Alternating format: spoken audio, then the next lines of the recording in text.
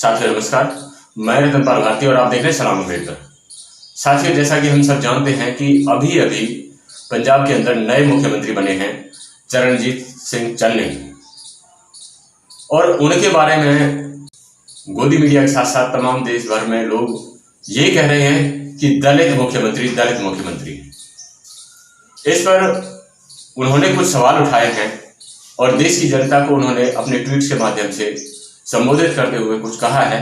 वो सारी बातें हम आपके सामने लेकर के आए हैं। साथियों, अगर आप पंजाब के मुख्यमंत्री चरणजीत सिंह चन्नी के व्यक्तित्व को समझना चाहते हैं तो हमारी इस वीडियो में अंत तक बने रहें और समझें वो किस तरीके की राजनीति करते हैं और किस तरीके का व्यक्तित्व उनका है। हम उनके ट्वीट्स के माध्यम से आपको बताने वाले हैं।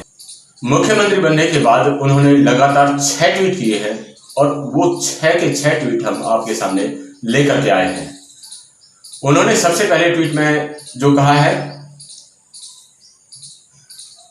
दलित मुख्यमंत्री बना दिया, बहुत अच्छी बात है, लेकिन यह कब बोलोगे कि दलित ने किसी को मुख्यमंत्री बना दिया।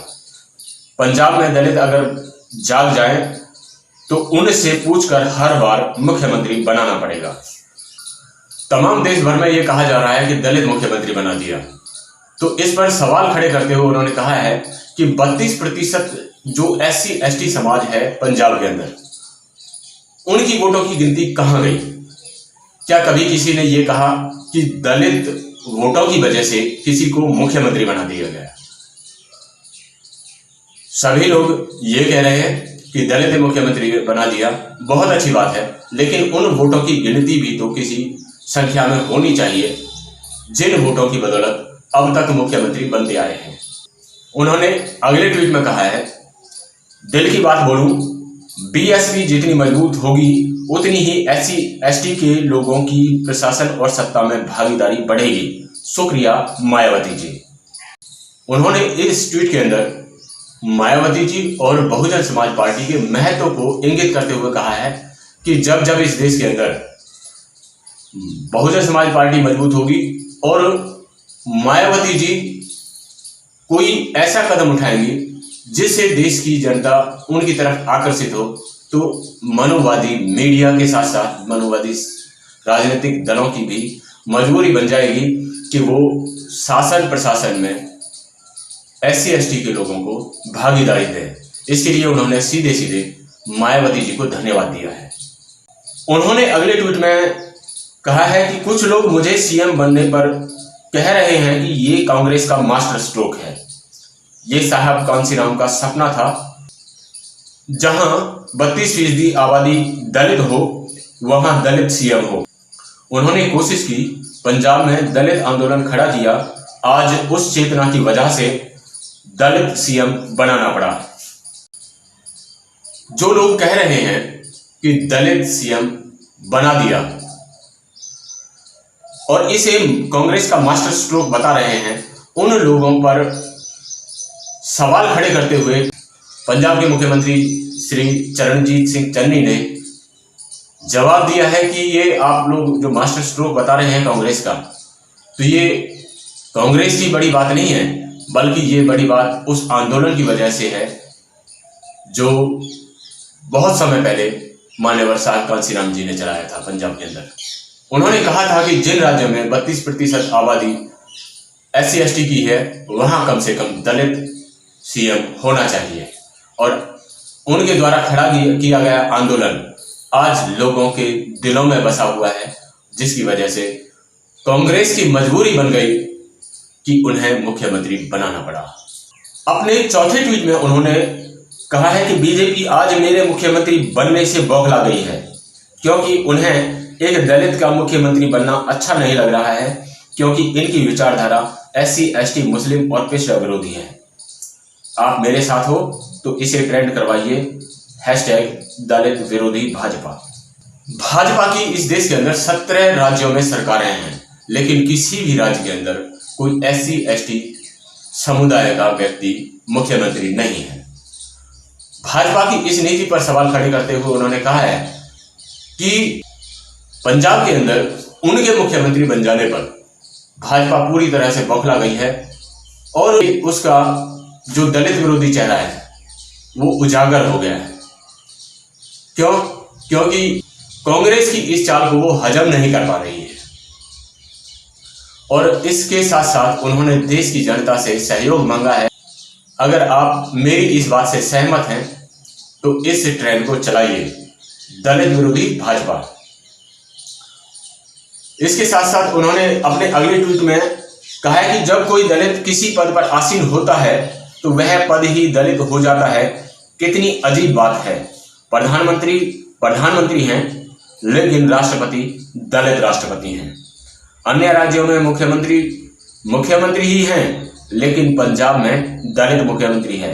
कल तक यहां भी मुख्यमंत्री ही था।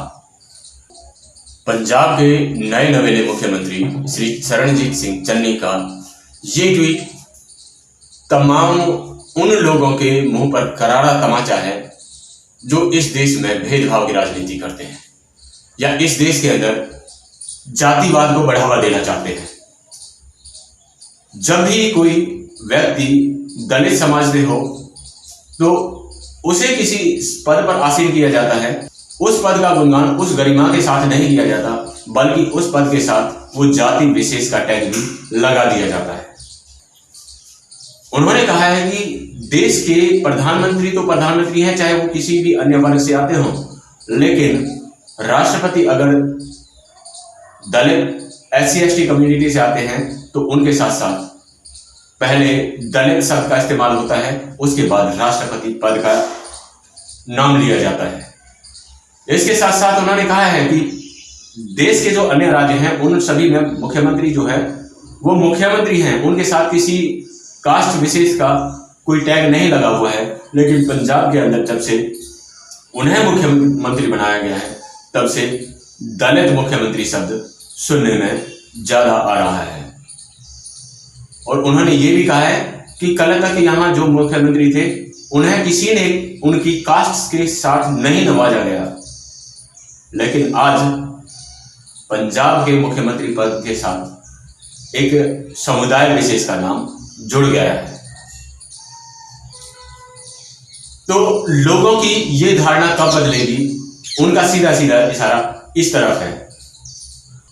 अपने अगले ट्वीट में उन्होंने कहा है कि जो मुझे दलित समझ रहा है वो सबसे बड़ी भूल है। मैं अम्बेडकरवादी हूं।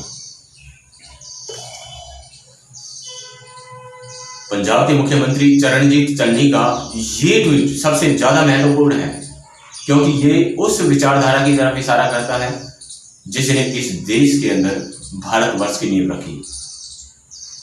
भारतवर्ष यानी कि सबके लिए समानता के अधिकार वाला देश।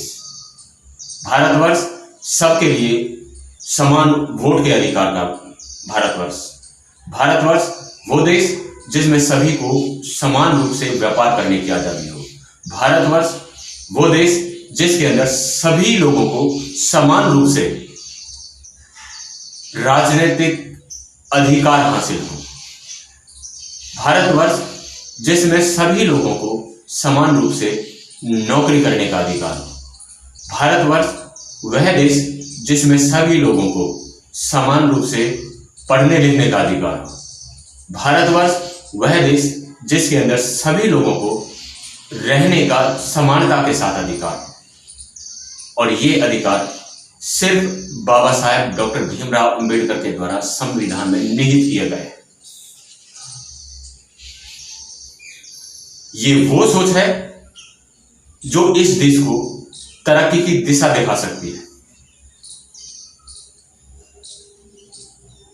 तो हम सबकी गुजारिश है कि एक पद विशेष की गरिमा को बनाए रखते हुए उनके साथ किसी तरह का भेदभाव नहीं किया जाना चाहिए।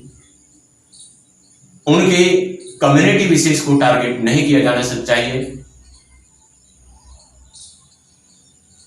अगर चाहते हैं कि देश के महान पद पर बैठकर कोई व्यक्ति महान काम कर सके तो उनके साथ भेदभाव भरी बातें हरगिज नहीं होनी चाहिए।